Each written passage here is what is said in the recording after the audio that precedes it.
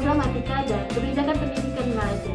Saya sebagai moderator yang bernama Nurjayani Damanik, dan pembaca yang pertama akan dijelaskan oleh Saudari Tika Mulia Andriani Damanik, dan pembaca kedua akan dijelaskan oleh Saudari Kurnia Leandra, dan pembaca ketiga akan dijelaskan oleh Saudari Indah Murti. Sebelum kita mulai perkuliahan hari ini, ada baiknya kita membacakan basmalah. Bismillahirrahmanirrahim. Assalamualaikum warahmatullahi wabarakatuh. Latar belakang, problematika, kebijakan dan pendidikan di Malaysia. Pengertian negara Malaysia. Negara Malaysia adalah sebuah negara yang mana penduduknya adalah ras dari Melayu. Secara historis, negara Malaysia pernah menjadi bagian dari wilayah negara Republik Indonesia. Hal ini terjadi pada masa kerajaan Sriwijaya pada abad ke-12 sebelum Masehi. Maka bahasa dan kebudayaan hampir mirip dengan negara Indonesia. Sejarah pendidikan di Malaysia dan kebijakan pendidikan. Pendidikan di Malaysia awalnya dilaksanakan di surau. Kemudian setelah penjajahan yang dilakukan oleh bangsa Inggris, maka pendidikan yang berjalan di Malaysia juga dipengaruhi oleh penjajah Inggris.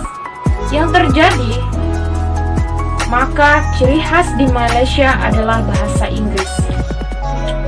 Secara umum, pendidikan berjalan di Malaysia hampir sama dengan di Indonesia, yaitu pendidikan diberikan di surau-surau dengan materi pelajaran Al-Quran. Pendidikan berjalan tidak dikenakan biaya. Siswa berkhidmat kepada guru dengan membantu pekerjaan rumah gurunya, seperti menyapu halaman dan membantu di sawah. Apa saja sih kebijakan pendidikan? Yang pertama, memperkenalkan pendidikan sekolah dalam sekolah-sekolah rendah.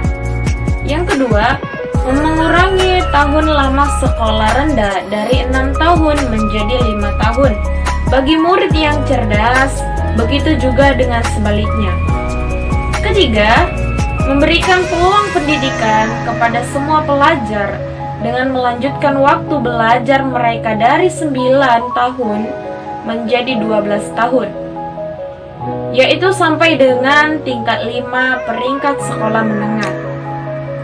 Yang keempat, mengubah sistem pemeriksaan dengan adanya evaluasi dalam setiap belajar siswa di sekolah. Standar kompetensi guru di Malaysia. Guru merupakan pelaksanaan inti sebuah pendidikan dan segala dasar muamalat kurikulum yang telah ditentukan oleh pihak kerajaan di Malaysia. Guru sebagai ujung tombak dalam sebuah instansi pendidik dihargai dengan baik, keilmuannya dengan kesejahteraan. Pendidikan Islam di Malaysia. Pendidikan Islam di Malaysia merupakan ilmu yang harus diketahui, dipahami, dan diterapkan oleh para peserta didik agar siswa memiliki akidah, ibadah, dan akhlak yang baik. F.